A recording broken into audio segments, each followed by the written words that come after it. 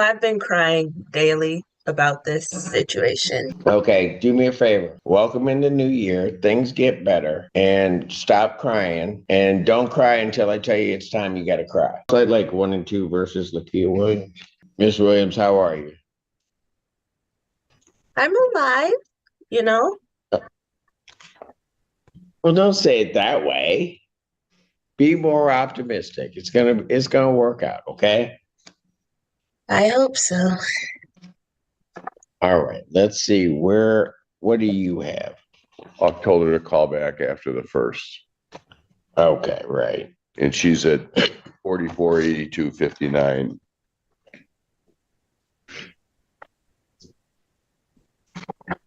But She was going to pay some money. yeah, did you get the 850 in, Miss Williams? Yeah, I got the 900 in. When did you do that? I think like yesterday I was waiting on the rest Okay. of my money, and there's another issue because I was supposed to get my other check today, and because I work for Durham, what is it? Durham School Services, and everyone's out of the office. And I was supposed to get another 550 today, and it didn't go through because they got my name wrong on the check. So when I talked to Heather this morning about it, she said I will have to wait most likely until the 5th to see what's going on with that because everybody's on vacation. Okay. So let me ask you this. Mhm. How much did you get into your landlord? I got 900 in. So 900 came in. You just don't have the other part because of the check thing. Yes, and I could Okay. show proof of that if I need to. So is there a reason I shouldn't believe you? Oh no, I just like to, Okay, all have right. backup, I don't worry. in When everybody case. wants to show me something, they tell me a Yeah. story and then they want to show me. And I'm like, okay, maybe, I don't know. But anyway, all right. You got the 900. Okay. And Yes. then This exchange is doing more legal work than it may appear.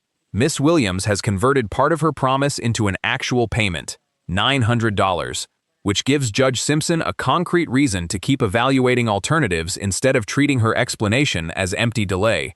Her offer to produce proof of the payroll problem also helps her credibility, even though the judge does not demand it at this moment. Notice his question, "Is there a reason I shouldn't believe you?" He is testing whether the landlord's side disputes her account, not simply accepting it without scrutiny. But the central issue is no longer whether she paid something, it is whether the remaining balance can realistically be cured while new rent continues to accrue. That is why the court immediately turns to the arithmetic. A temporary payment can show good faith, but it does not automatically establish long-term affordability. Did you notice how quickly the discussion moved from her explanation to exact numbers? Judge Simpson is separating a believable hardship from a workable payment plan. The next question is whether her future income and possible assistance can close the gap before the balance grows Okay. again. And Yes. then if I took 900 off of, It gets you to about 3,600. She's going to be at 6,048 on the first. So that takes her down to 50, Because on my 5,050. portal it Right, says 5150. 5,100 coming up into January, January. right? With your January included. Hmm. All right. Then She's going to need about $3,000 to get Hawk.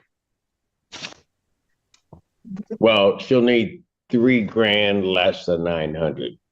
So she's gonna need about 21.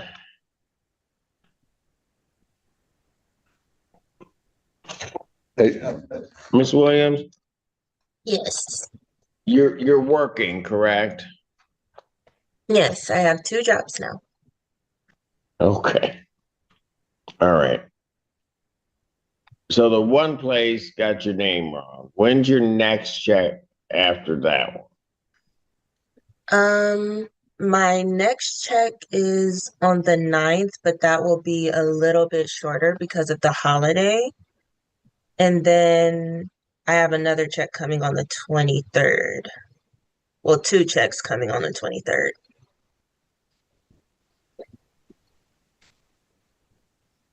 And then there's two checks on the 9th, but they're both going to be shorter Hold on, because of hold the on, days. hold on, Yeah, hold on, hold on, I'm hold on. sorry. My mind's working slow. So you got, so how much do you think you're going to be able to pay on the 9th? Well, if they fix my name right, in total, I should probably have around 1,000 on the 9th. Okay. All right, that's fine. And then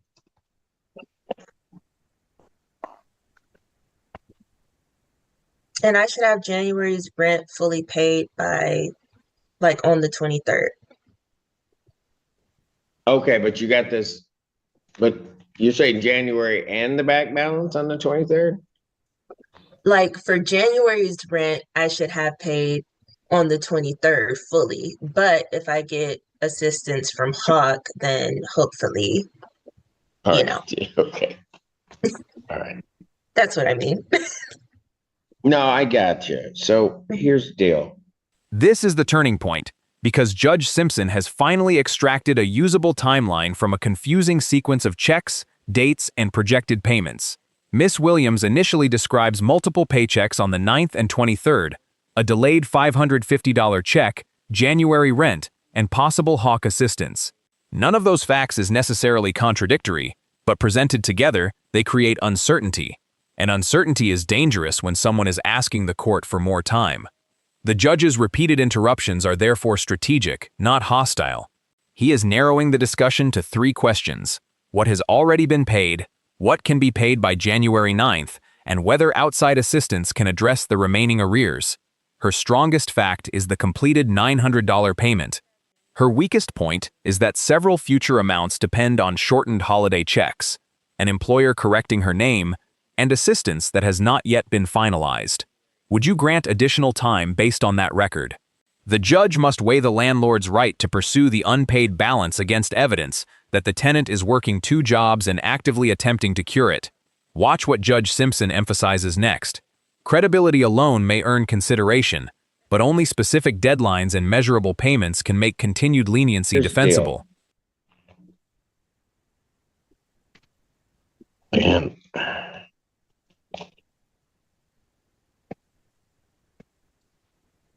what I'm going to do with her is this. I understand the number that she'll be at, but and I'm not going to try to throw up my summation of all of her businesses out there, but I'm just going to say the last time that she was here, she mentioned some things that sort of left her scrambling. And then she was trying to figure out some things. And there are certain people in her life that might be a blood relation, maybe not, who kind of let her down. And so she was faced with that.